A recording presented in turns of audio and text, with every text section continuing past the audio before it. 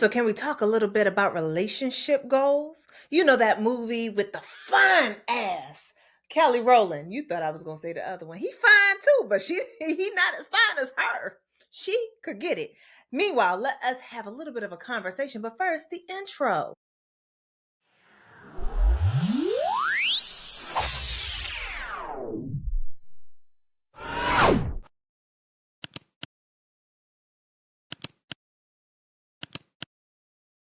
And welcome back. Welcome to another episode of the Daily Donna with me, Dr. Donna.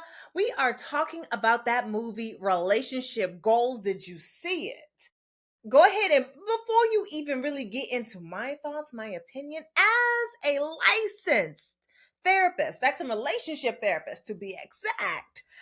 Before we get into some of these relationship dynamics, I want to make sure that you give me your thoughts. Don't give me mine. Don't echo mine. I want to know, what did you think? Did you like this movie? I won't be telling you until the end. My personal feelings are my own, but I do want to give you a little bit of a little taste, a little teaser, a little conversation specifically about what I saw as a therapist because this felt familiar. What I wanted to get into was the three main relationship seekers, I guess, in this movie. You have the single friend, what's her name? Treese. You have the I've been checking up with my football boyfriend, or basketball boyfriend. He played ball. That's what's important here. Brenda. And then you've got Leah, got the long ass list, who ain't finna give it up to nobody, Caldwell, her. So I want to start with first with the single friend. So Treese, the thing that I saw there, like, I don't know if you peeped it because I feel like a lot of people have been sliding by it already, just in some of the discourse that I have seen. Did you peep the part where she was just like, yeah, I run marathons, 30, 40 miles.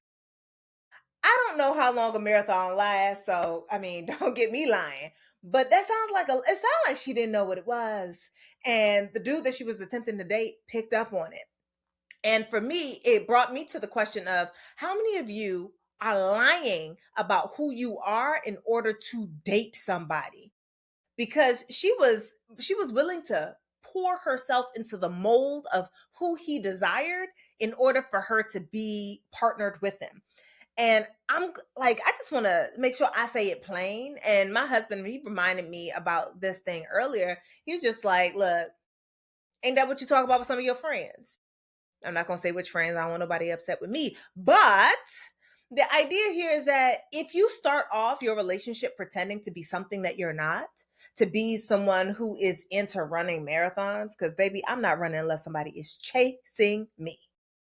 If you start off with that energy, they are going to expect that energy to continue. If you start off with, I'm a submissive, small, quiet wife energy, they're going to expect you to continue with that energy. So you might as well come as who you are so that who you are can meet who they are. And you can decide whether or not y'all want to be together. Because the idea, that piece where you fake it, you can't fake it until you make it. You made it what? To get the ring, to get a baby, to get whatever it is that you want, whatever social benefits that come from that thing that you want. But in the end of the day, when y'all end up back in my office or someone else's office, then the question will be, well, she changed. And the thing is, you'll be like, well, you didn't change. And the problem is that you changed, right? And not even a problem. It's that you pretended at the beginning and you couldn't keep up the rules long term. Keeping it up costs you. You lose yourself in the game of pretending. And I don't know about, like, look, as far as I'm concerned, I don't want that for you. I want you to have more. I want you to have better. I want you to have what is yours, not have to pretend to be something in order to receive something that you're not even going to want in the long run. So, better to be who you are and stick to that from the beginning. But let's go ahead and go into that second relationship. Brenda and the football player. I'm looking like they almost look like relationship goals. They look like they were satisfied until she's just like, you saw her. She thought that when that man pulled out that ring, she's just like, oh. She thought it was something that it absolutely was not. And I have seen this one too. Again, Mr. Boo thing for the win. He was reminding me that when we started dating, I was just like, if you're not interested in marriage, please do move on. Because I was interested in. I am doing what I am doing to get to where I would like to be. And if you are not interested in that, then you're not interested in me. That's where I stood at the beginning. And I know that, there was a little bit of painting Mr. Football player, whose name I cannot remember, as though he was the bad guy. But I'm wondering, was there ever a conversation at the beginning about the expectations of a ring at all? Because he didn't seem pressed, but she did, right? She had an idea of what she wanted and it was not communicated. And so he just went on with the relationship. And I would say that this is you if you're one of those people who say like you're go with the flow. And a lot of people say that they are the go with the flow type. That, oh yeah, I just go with the flow. I'm cool, I'm easy. I'm not looking for nothing. I'm not looking for nothing serious. I'm just trying to see where we go. If you go with the flow in that way, be willing to stick to it or be willing to speak the hell up. The idea of I'm going to go with the flow, a lot of y'all are going with the flow and it's leading you straight to hell. It's leading you straight to something that you actually do not want. You need to take a look at this flow. Is the flow too fast, too slow?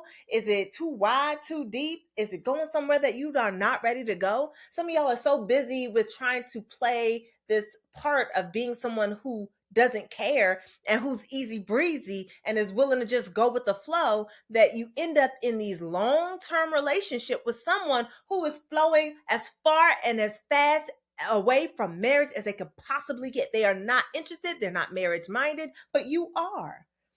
If you know that's what you want, if you know you want kids, if you know you want to have a house on the lake, I don't know, whatever it is that it is you're looking for in a relationship, if you know what that thing is, do not play yourself by saying that you're a go with the flow type of person. You're not.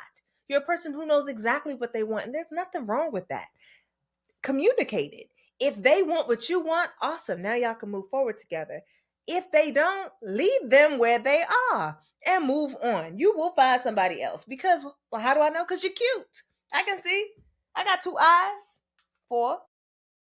You're cute. So let's act like you're the cutie that you are. Let's act like you're the baddie that you are. Let's act like you got all the accolades and all that other stuff that you got.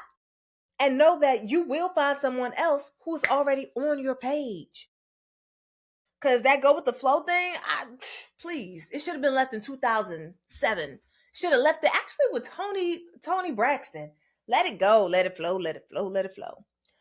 And then I really want to get into our last relationship. With one Leah Caldwell and Jarrett, aka Method Man.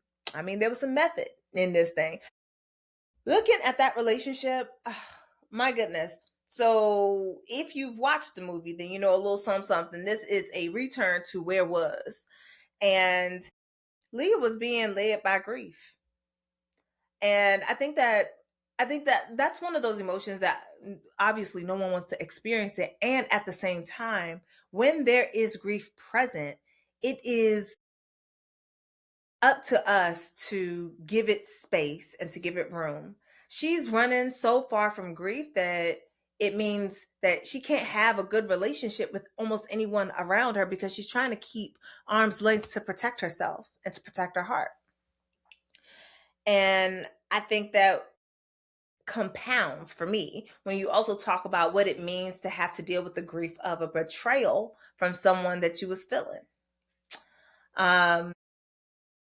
So I mean, you have the grief piece of it all, and the replacement of feelings with productivity.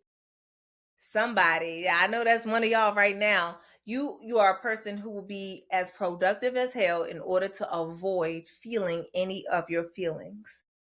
A lot of us do that, especially because this world teaches us that the more productive we are, the more value we have, in addition to being partnered. So if you can't be partnered, at least be valuable in your place of work.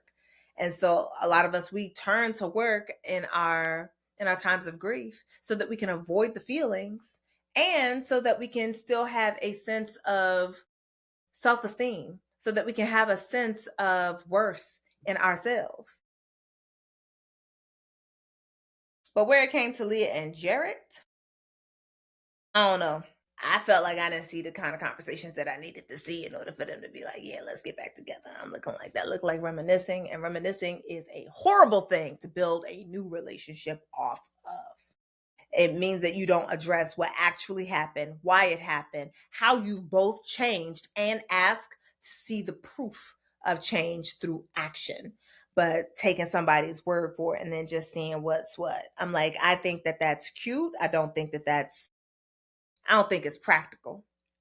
And they was dogging homegirl in her list. Now, I mean, I'm not saying that her list probably shouldn't have been dogged. I think that thing looked like it was 3 pages long, but at least it was double spaced, I think. Or yeah, it looked like, so I mean, really, it's technically a page and a half, right? But the point is this: when you get into a space where your list is so specific that you could say that I really don't want somebody who's got their third tooth with a gold cap, and if the one eye crosses slightly to the left or to the right, I don't want that, and he's got to be 6'2", but not 6'4", because 6'4" is too tall, but 6'1" is too short. I'm like, when you get into that territory, it sounds ridiculous.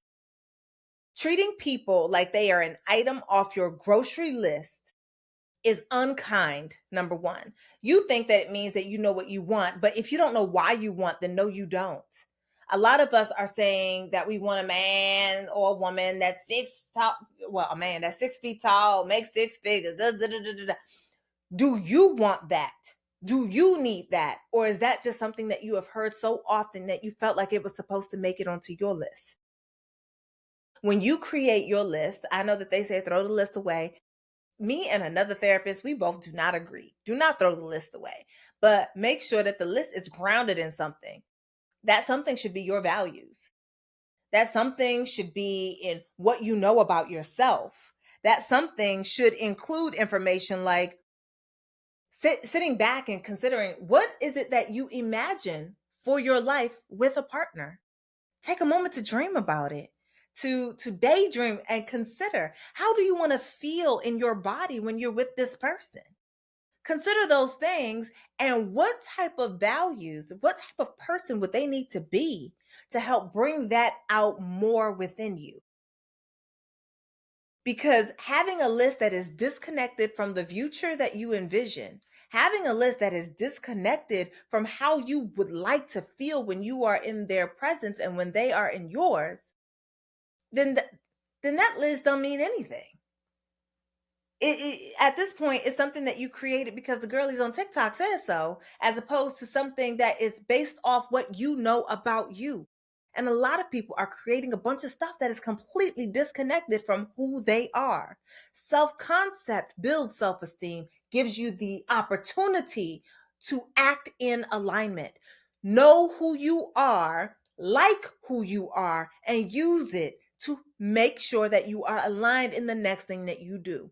That way, while you're watching movies like Relationship Goals, you're able to clock the BS immediately and know what is actually for you as opposed to what someone else said that you should be doing.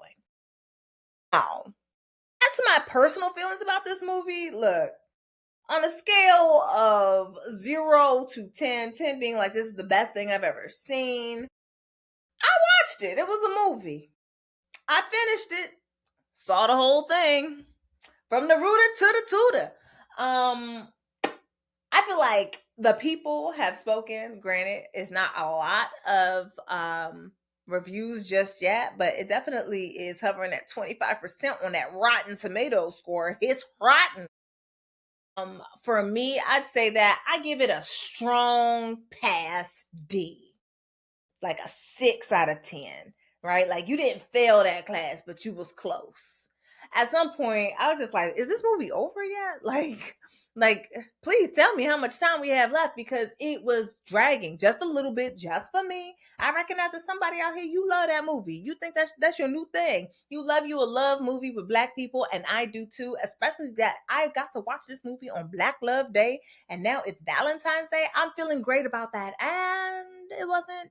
You know what? I was not their primary demographic, but you might have been. So go ahead and tell me in the comments about what you think about this movie. For me, it was definitely given Think Like a Man 4, 3. I don't know how many movies that they already did, but it was definitely given like a Think Like a Man Christian edition. And I don't know, except I don't feel like it was done as well as even that one. So that's just me. That's just me. Don't come for me in the comments unless, you're allowed to have an opinion, but we're going to do discourse. We're not going to do disrespect.